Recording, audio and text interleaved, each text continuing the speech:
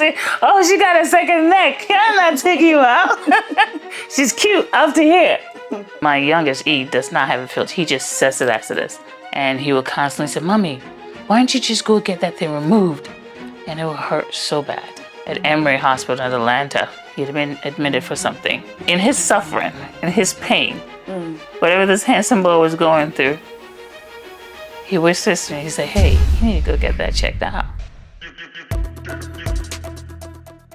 Hello world, and once again, welcome to Nana Frema's TV. Today we're going to dive into a very important conversation today. I have someone special that has been living with goiter for a while.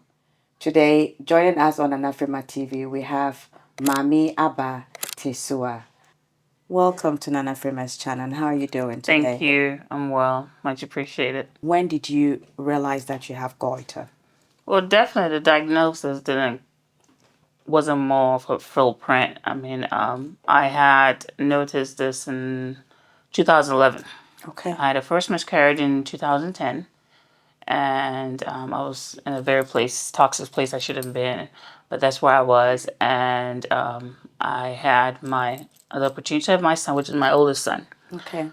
Unfortunately, he was in the NICU, and a lot of stress was going on there. So when I came home, I remember washing my face in the bathroom, and then I noticed it looked like a boil, but it wasn't a boil. So I called my mom in there. Was it on the skin, or did you felt it inside? You could see it protruding on the skin, but yeah, you could touch inside the skin or on the skin? Inside. No, inside. It's all the internal. Skin. Okay. But at that time, I was not thinking it was thyroid or anything. I'm just thinking maybe, it's an inflammation somewhere. It's going to go away. So before that, you didn't, because goiter is a symptom from thyroidism or thyroid disease. So at that point, you didn't even, you're not aware that you had thyroid, never had any history. Never had any history. There's no one in the family. Okay. No one, none of that. Okay. And so you said that it felt like a boil when you were washing your face. It looked like it, but it looked like a boil. But I'm thinking, but then as I more felt it, it was something internal. I didn't want to stress about it, and I didn't want to add that to my current situation because unexpected C-sections happen. You've already lost a baby before. Now you're a newborn who should have been 42 weeks. I mean, what is it, like 8-pounder is a 6-pounder in the NICU, so a lot of stress. But I do remember calling my mom in the bathroom, and I showed it to her. I think it started from here. And she's like, oh, well, we'll just have your OB look at it. But I was so scared. I remember in my first appointment, I wore like a turtleneck. And my OB, I'm pretty sure she noticed. She felt it a little bit. She noticed that they get a little lump over here. But it wasn't much concern because sometimes these things do go away. Yeah. But it did not. Stress set in, other matters set in.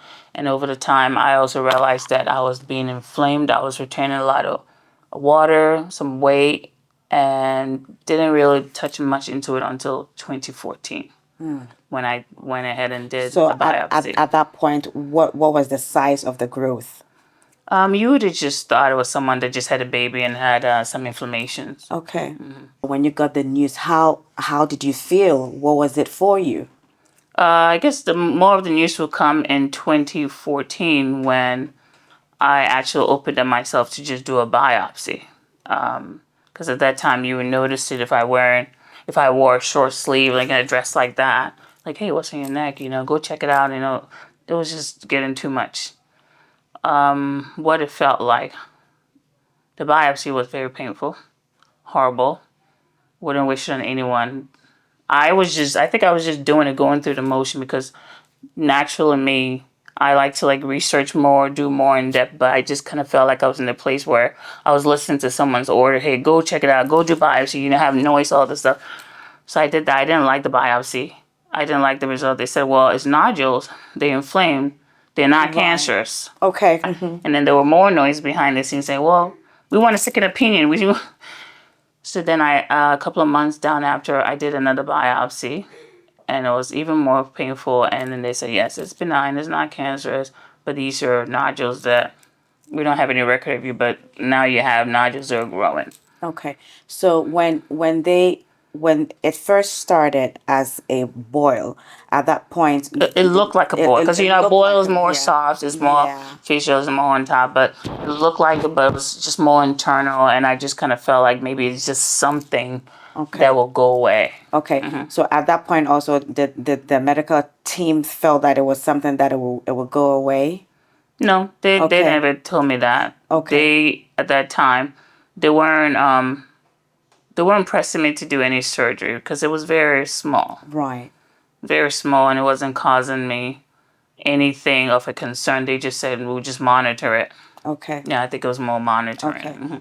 So that's when you got the diagnosis of being being diagnosed with thyroid. So has it changed anything? Has thyroidism changed your diet?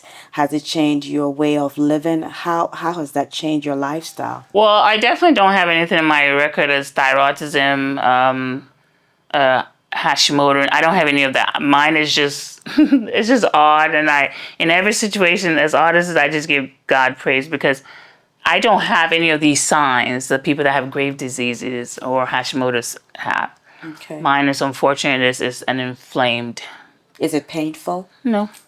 Okay. It should have those side effects. It should be pressing on your, your breathing. Which when I did the MRI, I'm pretty sure we're gonna get to that. If my breathing space is supposed to be like that, I only have this much.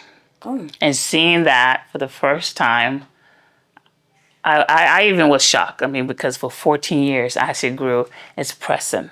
It's pressing. It's sitting on your voice box. So I speak more, I think, more from this side because it's sitting on here. Okay. The changes in my life definitely, I think, is just more present, more physical. I'm constantly thinking somebody's looking at my neck. Yeah, just more physical. And you try not to be like conceited, but it's there. Anyone could see it.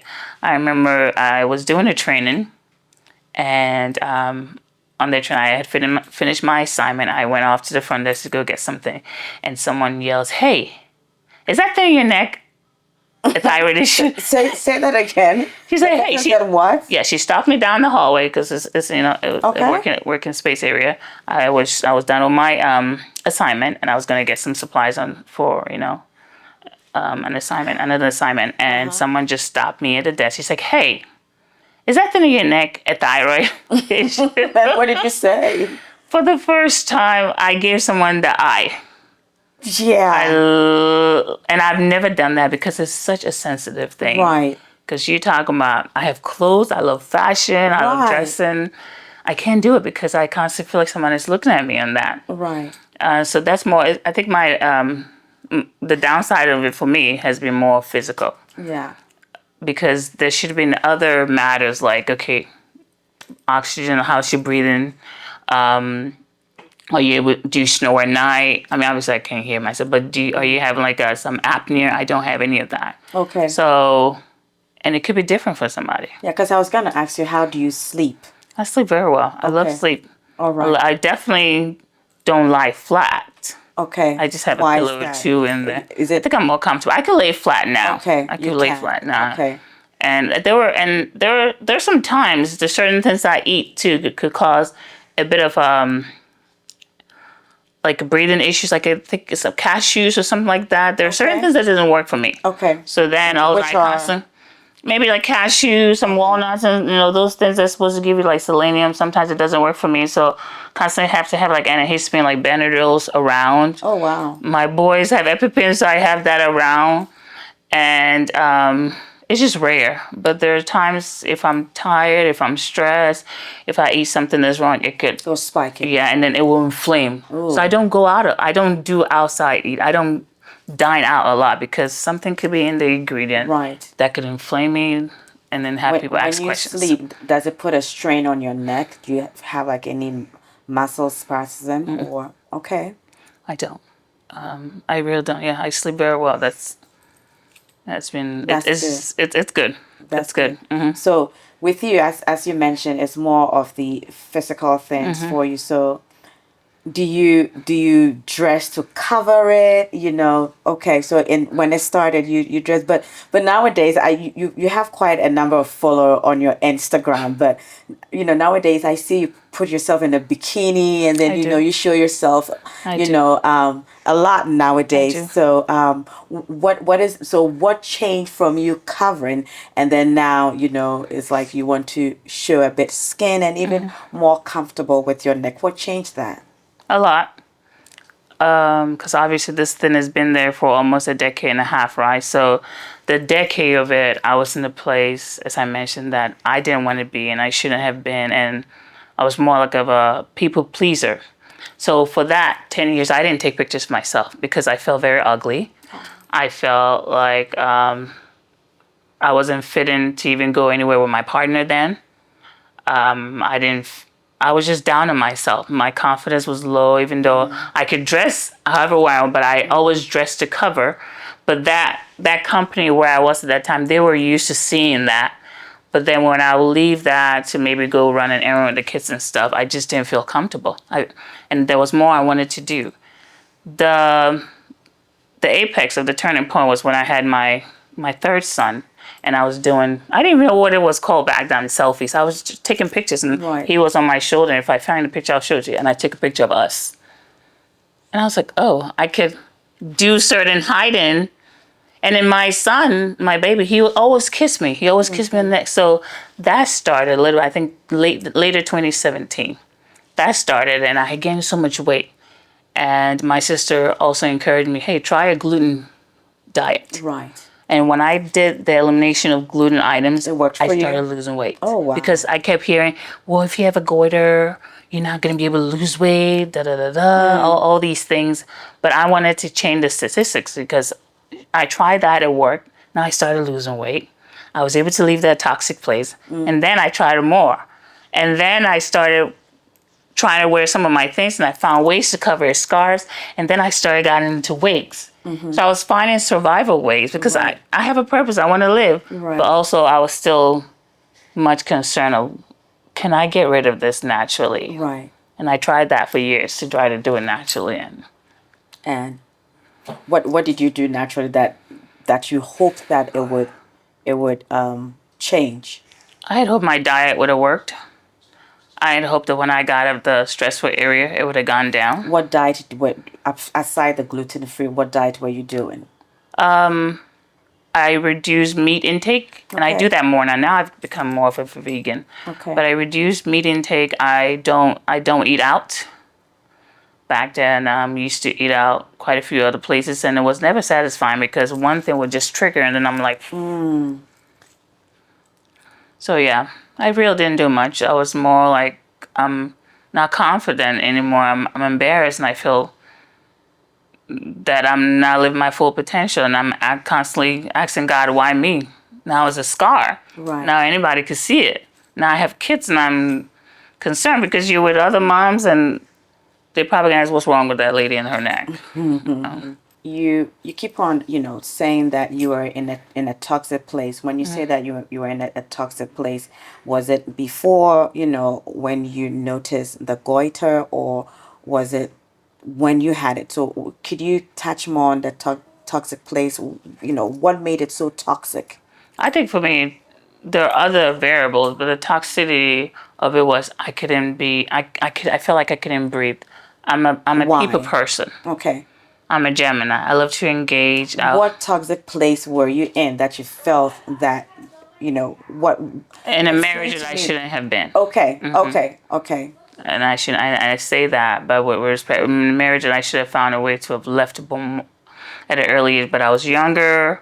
You don't want that stigma of that. Oh, you went to a marriage and you left. So I was thinking about a lot of things, and then with the miscarriage and with the son in the NICU, other financials also set in. Okay. So that was a woman without income. That affected my eating. That affected my social skills. That affected a lot of things because what was coming in, you just focus on getting the bills done. I didn't want to stress so much on like, okay, what other alternatives could be looked in because it's very expensive. I tried to do the holistic things, and whether it worked for some people or I'm not sure, but that really affected it. So I couldn't have more reach out, like, hey, I will meet up with a few ladies. Maybe if I had gotten that engagement with someone outside, somebody might have noticed something and then given me an encouragement, hey, you could do this, you could do that, and I'll make that choice. But everything I only knew were just the doctors because you have insurance, and all they keep saying is, take it out, take it out.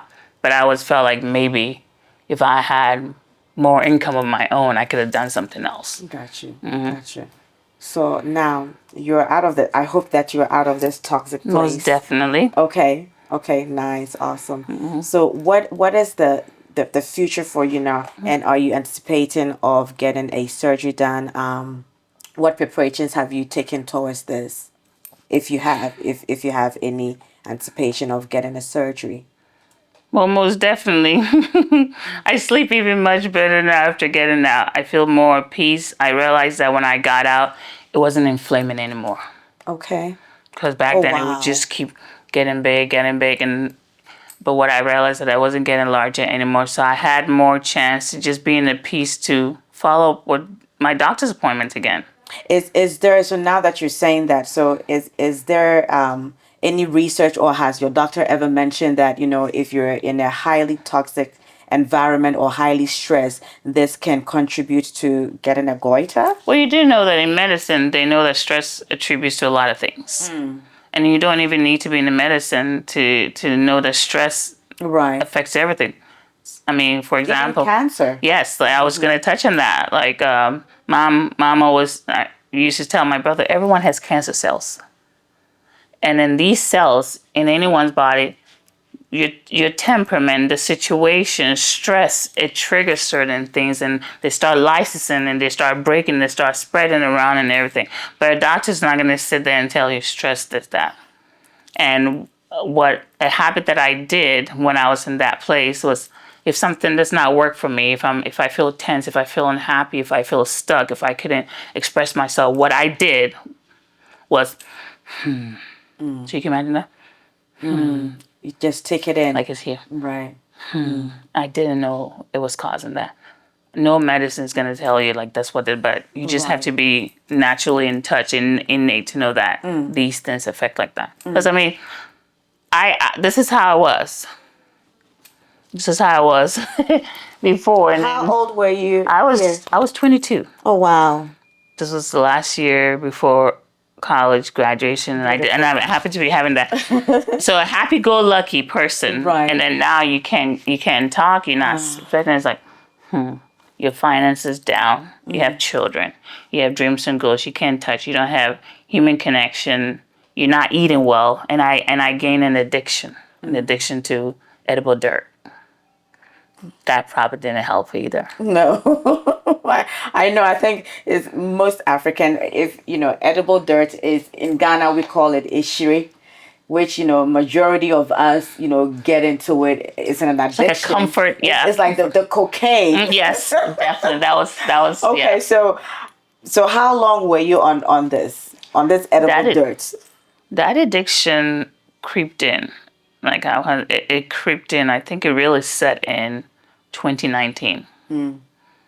And then I started buying it. I found a website or a place that really, I mean, I was buying this thing in cases because when the situation was just so unbearable, which I don't want to get into, I mean, it was just a horrible financial place. And I just felt like I knew that was not the life I wanted, but that's where I was.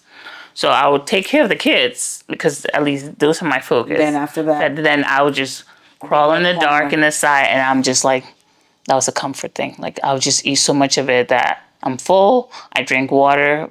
That's it. Yep. And the side effect I had was, if I ate too much in the bathroom, bowel movement will be.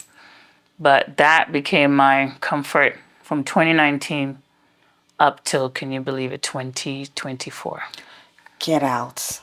So at what point was that level for you that you realized that, nah, I gotta let this thing go and I have to live for me? I think I tried to stop mid-2020, but it came back. And now you're out of a place that you shouldn't have been. You're trying to find your footing. and you're lost. I have my friends in corporate world, have kids, or they don't have kids, but now I'm single with 3 kids, trying to find my footing, and it's like you were in the cave and you just came out. So do you focus on how do you get better, or do you focus on kids? And I've always been about my kids. I remember I went to a doctor's appointment, I was just crying, and then the doctor told me, I keep hearing you say your kids, and I know you love your kids, but you have to put you first. And I felt so horrible. He said, no, if you're not there, what's going to become of them? Exactly. But I was still buying it. I still bought it. And when I was in my apartment, I would buy it. I'll make sure I have enough food for them. But when it comes to me, that was my comfort. Come to find out little by little that came to affect my iron. And iron and your thyroid T4, they're best friends. Right. So a lot of my social media pages are there for these kind of like awareness and more push on that. But, after you're so scarred and you're so cut, you can't hide anymore once you're out. So dress in certain ways that you feel comfortable that you can still show up. What's more about goiter that you wish that people knew more about? Diet. Okay. And it's not just because of me, diet for anybody, but diet will be one of my sub 1A. My 1 is money. Money? How is Financial independence for Okay. everybody. that? Okay. How Women do you and men. insert that into having a goiter? What do you mean? When you by have that? money, you have access to healthier foods. Okay. Got you. Okay. When you have money, you know that you've put enough resource of what you're putting in. You have time to set aside funds to do research, to do It's other expensive healthier to eat things. healthy. Yes, it's very expensive. But our health is the biggest investment ever. Yes. When you eat healthy, you're not in depression. Your head is not clogged. You're not addicted to insure. I'm thinking probably some people just do it just to try, but you're able to think. When I used to eat a lot of that, it'll clog my mind. I'll feel very sleepy. I'll feel very down, very sad. And at that time, Even though that you were eating it for comfort, it didn't really. Yeah, well, now I stop back and I look at it. It was during those financial hard times that I found that addiction. And how it creeped up. I didn't know. How has your confidence level been on dating? Are you dating? I remember. Someone posted something. Are you dating me? I don't know. Maybe you know. Would you go on a date? Obviously, yeah, if I'm asked properly, I will. I will definitely dress to cover. Because I don't want my first time to say, oh, she got a second neck. I'm not taking you out. She's cute up to here. I haven't done much dating. Okay. I'm not one of those that dates. I like what I like, and I want to pair up to what my vision and my plans are. I did go on a date. Oh, yeah? How was it? Yeah. It was nice. I made sure I purposely asked for one of the most expensive restaurants. Okay. I just wanted to see if the bag could carry. Right. But it didn't last long. It was. I guess it was just for what it was. I made sure I told him I appreciate it. But I think maybe this had something to do with it too. Okay. Because I did kind of hint on it. And I would not take this out for any man. I would not take that just because a man said, hey, you look ugly because of that. Right. I wouldn't date you because of this too, but it's like, I would not, my health choices don't happen because a man or because I want someone to love me. I like to take my time, so when I make the final decision, I'm not going to blame something you forced me. I love that. Yeah. Love that. So, I guess we still keep in touch, but I don't think he's going to ask me on a date. Probably because of this. I appreciate it. But so I don't date much because I don't want to be exposed that way. And I don't think I'm really even ready for that. I'm just more about like bringing more confidence in myself and others that please still show up regardless, because depression will get in, Then you start thinking you're ugly, you're not fit in and everything, so. Okay. So Now, after surgery, what is it gonna be for you? Because, like I mentioned on your social media, I see you. You post certain things. About goiter. Is it something that you have in mind to pursue as an awareness? Once surgery is done, I definitely have to see you after surgery. Well, as unfortunate as surgery is, that's the only option, because all my hopes and dreams of it going down with diet. You have to remember that the root cause of it, or the starting, has already been it already begun. So I don't think there's any miracle drug that's going to make that go away. Maybe there is a herbalist somewhere that I never got to meet, but it's timing. Like, I remember one of the doctors said, "You're young." Even though I'm 42, I'm young. You're young. It's now best. Hey, I'm good. It's best to take it out now. Then it keeps growing, and then it starts pressing on other organs. And the older you are, there's someone that never took hers out, and it's risky. The older you get, the more risky, because now it could just get into other spaces, other cavities that doesn't have to be. So yeah, surgery is imminent. My social media page is definitely there for positiveness. I want people to show up. I want people to show up regardless of your bullying of the past, regardless of any sexual harassment you've gone through, any rebuild you have to do. It's all for that. Okay. And I have scars. I have big scars underneath my tummy for C-section, I guess. Okay. When and should this timing comes, don't think it's going to be a big of a scar, but it's something that definitely is going to be humbling and a reminder of. And I think I finally come to peace. Should I have to do that? Medication was a big fear.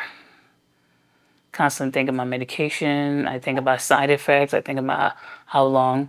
But it gets to a certain time, they just have to choose what is best before. Exactly. Exactly. So I'm still going to be showing up. Okay. Not promoting you to keep this, because you're going to get turned down a lot of dates, trust me. Is it painful because when you did mention that it gets inflamed, you get spikes, is it painful? Definitely not painful. I get anaphylactics, sometimes I could eat the wrong thing. I could just press on something, to stop my breathing. And it's unfortunate, but it stops your breathing. No, it won't stop, but it will just make it very hard for me to breathe, Okay. Unfortunately, And sometimes it's just growing more internal, and it could get into other cavities that doesn't need to be.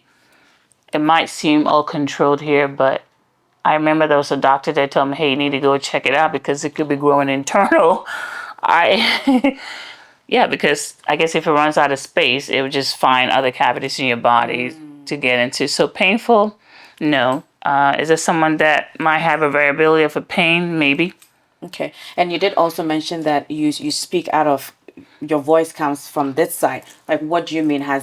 So you're not able to use, if we do have, how many voices that I'm not voice box, but our voice box, has it affected your voice? Well, most definitely it's affected my voice box. And I've been doing a series of doctor's appointment recently, and in one of them I had the privilege of seeing it, and don't know why they call it voice box, but when he showed it to me, there's a weight pressing down on one side, and then there's 1, 2 on that, but it's over the years. These things are gradual. And it's definitely recoverable, but it's a weight. It's just a weight pressing on something, and your body is just trying it. And that's why I love to sing too. I think singing to help with that. Because if you imagine, it opens it up? Yeah, it helps. It's not going to be something to fix it, you know. Because you imagine maybe if I didn't have anyone around to talk, I was in the cave by myself. Yeah, eventually it's just going to suppress it. I'm pretty sure. So if anything, it's more physical, and then other anaphylactic stuff I feel, or just I've never had anything adversely to that than just physical and anaphylactics. Yeah, but for somebody it could be different, because I know I go through series of questions like, can you breathe? How's your breathing at nighttime? Do you feel weak? Do you feel lightheaded? There are other variables and stuff and I said, no, I don't have any of that. And I think a lot of it contributed with change of diet, leaving places I shouldn't have been, and I love to walk. So, how did this change your relationship with your family, with your children? Obviously, when you next to someone, it's a gradual thing. So the mind, the setting gets used to it. But when someone goes away and then comes, they see it. One of the biggest decisions of me even pushing forward to look more into it more has to be my youngest son. He was the one that I first found out how to do a selfie. He was baby kissing on my neck when I captured that picture. And over the years, he would hear people make fun of it, mocking. So the little boy's hearing that on another channel. And he would constantly say, Mommy, why don't you just go get that thing removed? And it would hurt so bad. And I start feeling, is it people making fun of me in front of him? Or does he feel uncomfortable when he's out with me? Because I don't feel comfortable. It could be people making fun of him. Yeah, and then I would correct him. At times I would get so emotional. I said, could you please not mention that? Because I wasn't ready. And children have no filters. Yes, definitely. My youngest, E, does not have a filter. He just says it as it is. So one day I sat down with him and I said, son, when you said that, it really hurts. It makes me uncomfortable because I know other people have made comments about it. He said, but you could get it just removed and then you'll be fine. I said, okay, I'll think about it. Yeah. But for my oldest son, no, he always said, Mommy, you're beautiful. My middle son, never worried. They would just always touch it and then pray, But we know God, he does not do things as I wish God, all the prayers, it would just go away. Right. But he knows the plans he has for this, and it might not have been a him, it went away, but he could use it as a channel for me to give someone the courage to, hey, if you want to take much time, that's fine. Working your diet, but it gets to a point. That's why he has medicine. So. My mom always noticed that from time as it kept growing.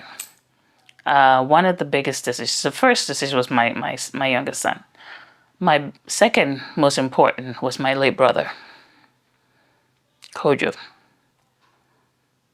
It will have to be, I think, around this time, last 2 years, at Emory Hospital in Atlanta.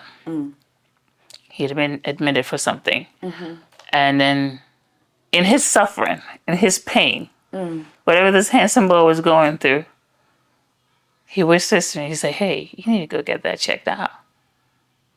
And I got that emotion again, that discomfort, that annoyingness, like it's a sense that I don't want to talk about it. And he smiled. He said, you need to get it checked out. I just saw a guy come in here like that. I said, babes, we're just focused on you right now. We're just going to focus on you to get out. But I just kind of felt like that was one of the things that he was getting ready to clean house to do. So after he died, I started getting more in touch about it now. It's not anything to what took his life, but because he cared. Right. Because he cared. Right.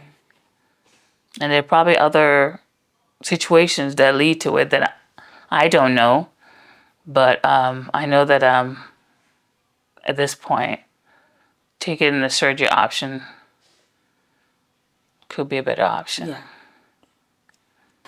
Mami Abba, thank you once again for staying and opening up yourself with this wonderful story. So should you choose the surgery, I'm sure you want to keep up with our fans, with my fans. So how can we find you? Where can we find you after the surgery? I know you'll be coming here, but also on the social media handles, where can we find you? Most definitely. I have a page that I have developed purposely for this and for education purpose. It is thyroid.abatsetsewa. thyroid.abatsetsewa. And my main page, abba.tetwa on Instagram. Thank you once again for joining in and listen to this wonderful conversation. If you haven't subscribed to Nana Frema channel, you know what to do. Hit that button below and subscribe. In a couple of months, we will see the after surgery and how Mami Abba will be looking. Toodles.